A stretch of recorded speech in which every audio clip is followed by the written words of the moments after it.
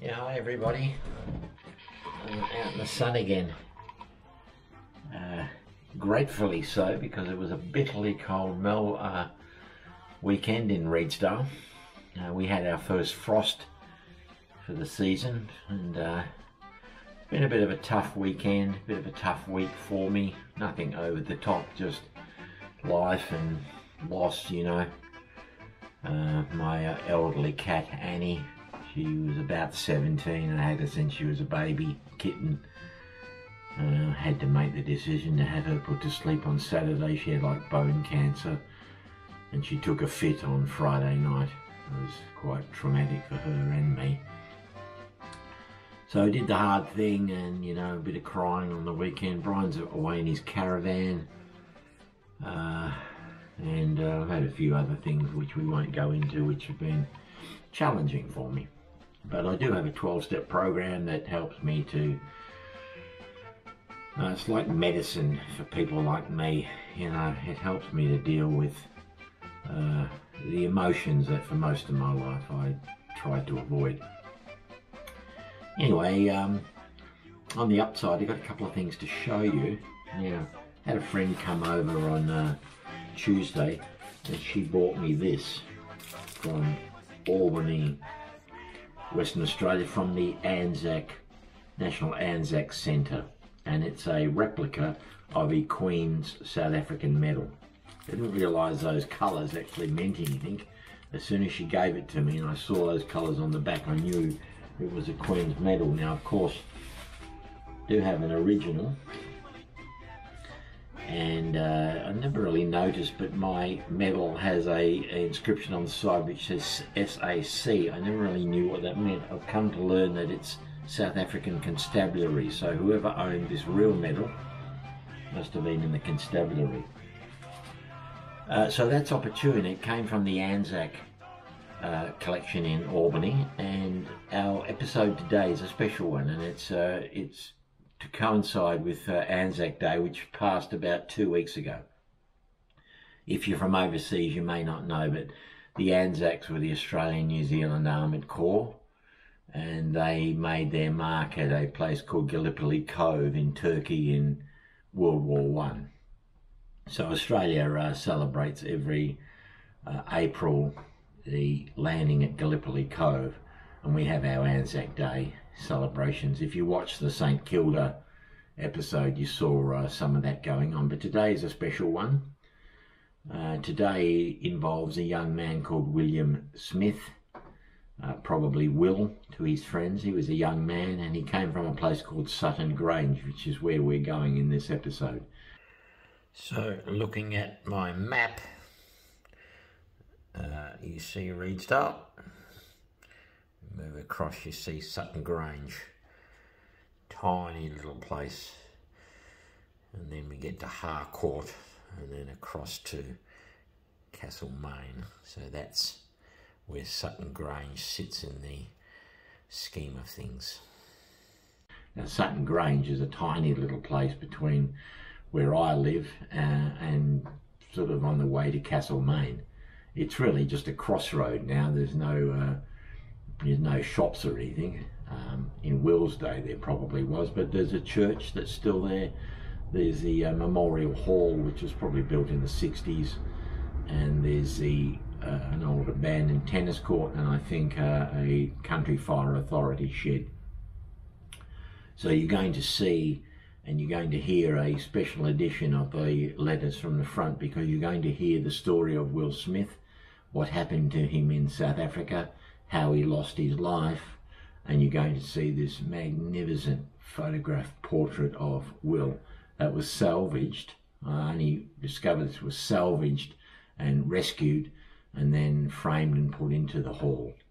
So we're going to hear Will's story and a little bit about the man, although he's really only a boy. So I know you're going to enjoy this one. It's going to be a special episode. So let's get into it.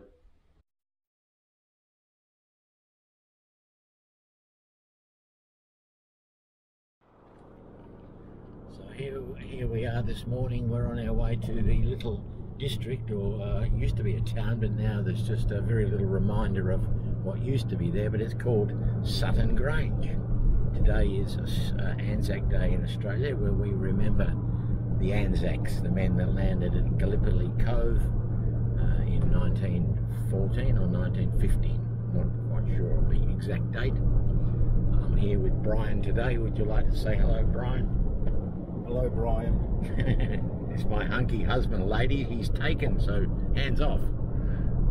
Yeah, we're going to go down. We're going to attend the ceremony, and then the hall will be open, and I hope to catch up with Noel Davis, the acclaimed author, and ask him about the portrait of the young man Smith who lost his life in South Africa, and ask Noel a few questions about if there's any descendants of the family, or so I'm looking forward to it.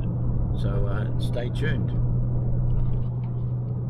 In this special ANZAC edition of Letters from the Front, we have the last letter written by William Smith, W.A.Smith. It seems to be dated March the 24th, so about 3 months before his death in South Africa. And I'll read it to you. Letters from the Front. From Private Smith of Elphingston. Mr. W. Smith of Elphingston has forwarded us a letter from his son William, who is serving in South Africa with the Australian Bushmen. The letter is dated from Pretoria on March the 24th, 1901. He says, quote, Pretoria is a very pretty place, especially coming into it from Irene. We came from Maitland straight here, and it took us 6 days and nights. On 2 occasions during the trip, the Boers fired on the train, and we pulled up for a few hours. I passed through all the principal towns, including Bloemfontein and Elandsfontein. At Muggersfontein, we saw the monument erected over the remain of General Warchop, and we passed any amount of trains and bridges that had been wrecked. I was glad to get away from Cape Town, where we had to guard the quays. They were all hunted out of the town, plague-stricken, and they were cheeky brutes, so we had to use the bayonet pretty smart sometimes. We were just going up to Petersburg as soon as we could get ready under General Palmer. There are 10,000 of us, including Bushmen, Tommies and Highlanders. Botha is making a stand up there with a lot of men. It is a plague-stricken part of the country, and this is the only time the troops can go up there, so we will see a bit of fighting. 2 of our fellows were killed at Cape Town before we left, being crushed to pieces by the train. I think there are several here who have the plague. We have some great fun with the K-kids. We used to throw biscuits out of the train going along, and we used to rush after them. You never heard of such names as the town and places have here, all ending with Fontaine, Spruit or Berg. From Cape Town to Bloemfontein, the country is very poor and mountainous, and the train is travelling around koppies all the time. From Bloemfontein to here, the country is very good, but there are no trees at all. We passed a lot of ostriches the first day or 2. At Driefontein, there were some big mines, well fitted up, but not working yet. As we passed through Vereeniging, we could hear Lord Methuen pom-poms being used against the enemy, and we passed thousands of cattle, sheep, horses and mules commandeered by the Boers. They say over here that our horses are no good. I am in first-class health and never felt better in my life. End quote. That was from the Mount Alexander Mail on the 28th of May 1901. And my personal postscript, I will use the initial K as it is a description of Africans in South Africa that is now no longer appropriate to be used. So we got to Sutton Grange. Not much here. There is a church just over there, and there is the Memorial Hall, and over there in the distance you can see they're gathered at the cenotaph. There's the sound of a cocky, very Australian, a gum tree and the sound of a cocky. They're gathered over there at the cenotaph. We're here 15 minutes early, but here's the hall. So I'm going to go and creep in and see if I can see. Now I think his name was William Smith. There's another classic Australian. That's a Holden. Magnificent, isn't it? I think the fellow's name was William Smith, and he died quite young, 22 or 24 I think he was. So you're going to hear about his injuries and his death in South Africa. I hope to visit where he died when I'm over there. But let's have a quick look. Quote from the Mount Alexander Mail of the 2nd of July 1901. Sutton, Grange. In the Victorian reverse at Wilmansrust, South Africa, a short time ago, there were no less than 3 Smiths named amongst the wounded and killed, and naturally we held out hope as long as there was room for doubt as to whether William Alexander Smith, who left here only a few months ago, was one of the killed or wounded. It is now beyond all doubt that he was one of the killed, and needless to say this is deeply regretted by all who knew him here, as he was generally regarded as above the average, both as a gentleman and sportsman. He was a good all-round cricketer and tennis player, but unlike most men of his age who excelled, he had no conceit whatever. The deceased, William Alexander Smith, was 22 years of age and the oldest son of Mr. T.H. Smith of Sutton, Grange, for whom much sympathy is felt throughout the district. Putties on his legs. Oh, he looks so young. And I didn't remember it being here in this part of the hall. There's some handwriting on it from the artist, I think, A. Venico, Castlemaine. I've got some information on this portrait as well. I'm really privileged to be able to see it so close up.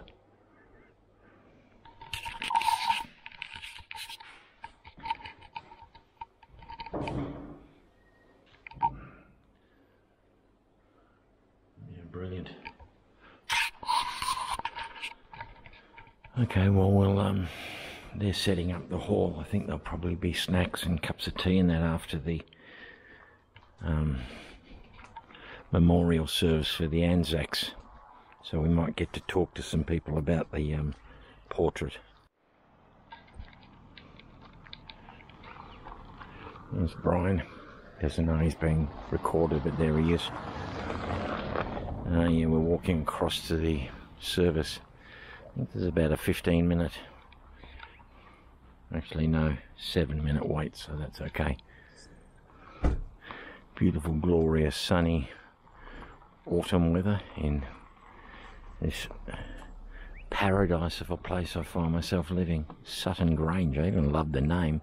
We live in a place called Reedsdale, which is about 15 kilometres from here.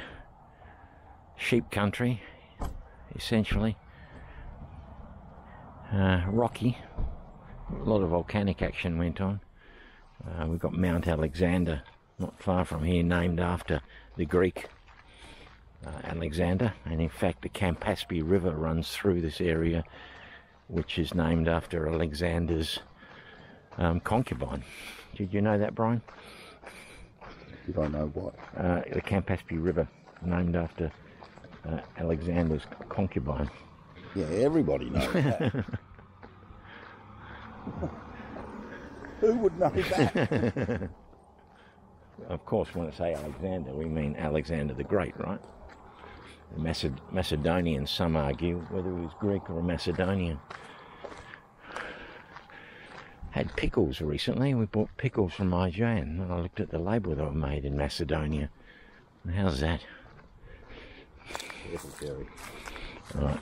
What we're walking. Letters from the front. From Private McMahon of Harcourt. In the Mount Alexander Mail, dated the 3rd of August 1901, titled The Wilmansrust Disaster. Mr. M. McLean of Harcourt has handed us a letter from Private McMahon in which he alludes to the Wilmansrust disaster. The letter is dated from Middelburg on June the 26th, and after alluding to the sniping tactics of the Boers and in the difficulty of getting them to make a stand-up fight of it, he says, quote, I suppose you have heard particulars of the great disaster at Wilmansrust. It was a terrible affair, and we all feel very downhearted since. This is how it happened.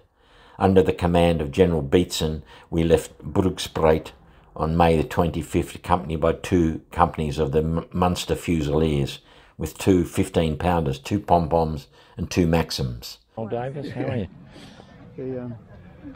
Thanks for coming. Oh, my pleasure. The, I can see you for ages, Sherry. Yeah, I'm doing okay. Oh, that's You all good. right? Yeah, no big complainers, we're not. Yeah, no one knows all about the Boer War. Well, I snuck in and had a quick look. I wondered, are there any descendants left in the district? Boer War.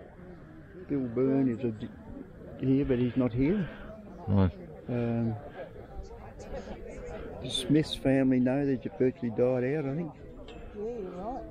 Oh, McTears would have been. there is one contact. Do you know her in Bendigo? I met her by accident one day, and I can't remember her name. Oh, my brain's gone, I tell you. There would be, but they're. This one was the one that went to Oyen. And she was what's her name? That was her auntie. Hilda was her auntie. Now, this is getting down to tin tacks here. He married a Catholic, and he saw her. But then they used to come down and visit. So, but I can't think of her name. She's come. So it's like the family donated it to the community. They didn't want to keep it for themselves. No. We got it out of a bloody garage. What? It's been flood affected. What's this? no. Oh, you The- Brian? The portrait. Oh, the portrait. Oh. Yeah. So you saved it. And one of the ancestors saved it, but he's younger than I am. He's in the rat house now, so he's lost his marbles. Oh no. But, yeah. But McMahon's was obviously Catholic, and yeah, there'd be some of them around. But yeah, I just haven't got to put my finger on anything. But they wouldn't know anything. No. On the 10th of June, we were divided into 2 battalions. The left half was under Major Morris, leaving the safety of the camp. We were to return in 5 days, so took rations for that time. The first night we camped at Frickard's farm, where we had 4 men and 1 officer killed.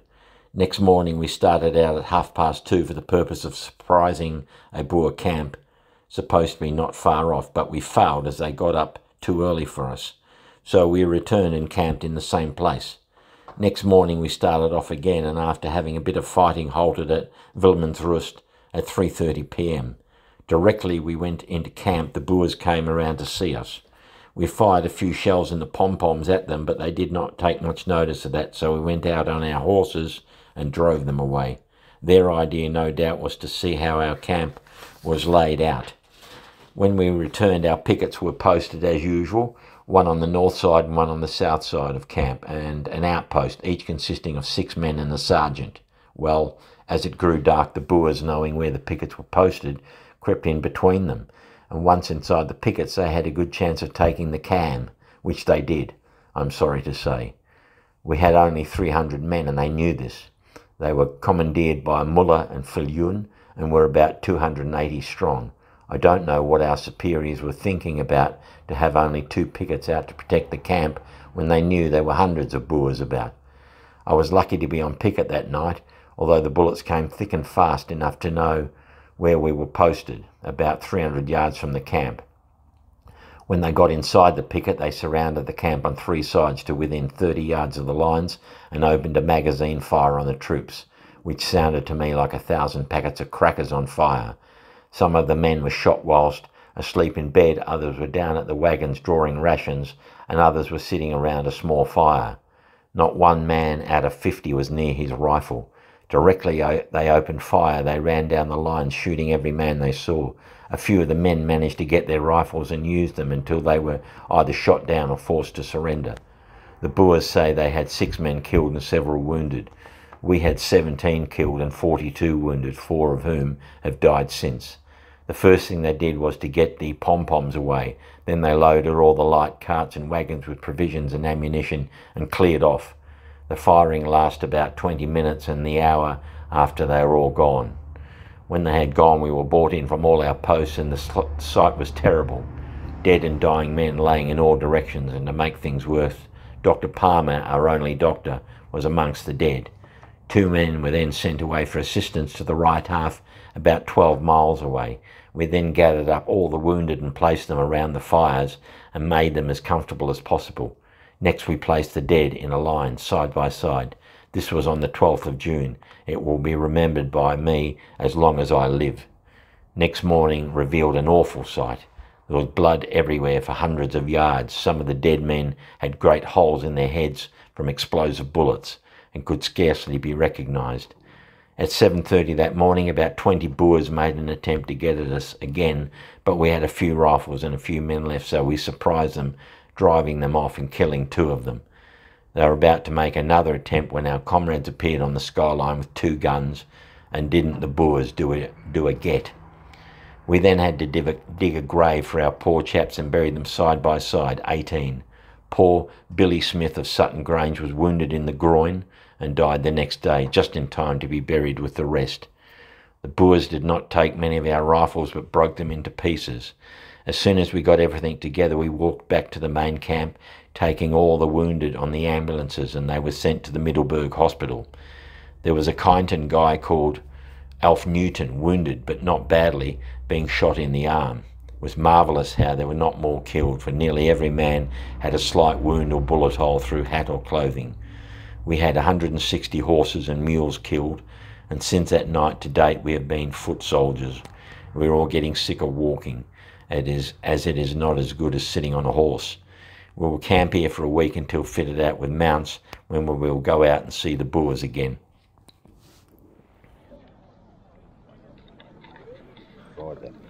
So that was the ceremony. It was actually quite moving, wasn't it, Brian? Found it, I should have bought something to lay at the plinth. Yeah.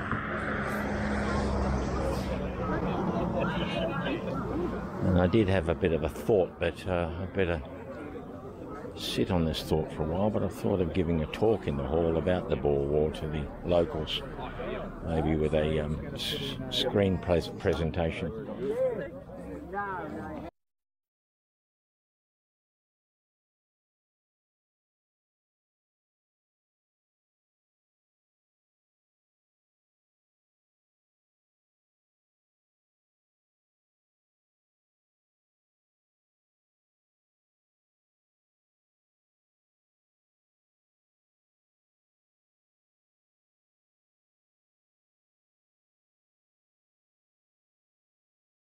If you're ever in the area, this is where you want to come. Sutton Grange Hall, Mount Alexander. They've even got a website. I know the portrait of Smith is on the Australian Memorials website with some information. We'll have a quick look at it again before we go, because I'm not sure. The hall isn't always open.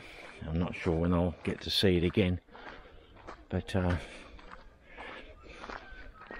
let's have another quick peekaboo. Interesting, Noel mentioned that they rescued it from the scrap heap, Brian. Did they? It was in someone's garage. The family really had no interest in it. It had been water damaged, and the locals cleaned it up and saved it. So you can see it's been put in a new frame. The Mount Alexander Mail of the 3rd of August 1901. Mr. A. Very, photographer of Barker Street, has just completed a splendid framed enlargement photo of the late Private W.A.Smith of Sutton Grange, who was killed in the Wilmansrust disaster last June, which will be on view in his studio window today. The photo was ordered and purchased by the residents of Sutton Grange for presentation to the deceased's father, Councillor T.H. Smith. It makes a splendid picture in which the young soldier is seen in khaki, standing amidst the tents in camp. It measures 30 inches by 24 inches, with artistic bordering in which appear the British and Australian flags. An illuminated inscription describes the object in the following words, quote, "Presented to T.H. Smith, Esquire, by his friends in Sutton Grange in remembrance of his late son, Private W.A. Smith, killed in action at Wilmansrust, South Africa, June the 12th, 1901. Altogether it is a handsome and artistic piece of work and is as credible to Mr. Veray as it will be acceptable to Mr. Smith. The Kyneton Observer, 31st of August 1901, the residents of Sutton Grange have presented Councillor T.H. Smith of Metcalfe Shire Council with an enlarged photograph of his son William, who was killed while fighting in the ranks of Victorian troops at Wilmansrust, South Africa. The presentation was made by Mr. E.D. Williams, MLA. The deceased, before proceeding to the Transvaal, was a great favourite in the district, and much sympathy is felt for the relatives in their sad bereavement. Smith went to Sutton Grange State School. Interesting.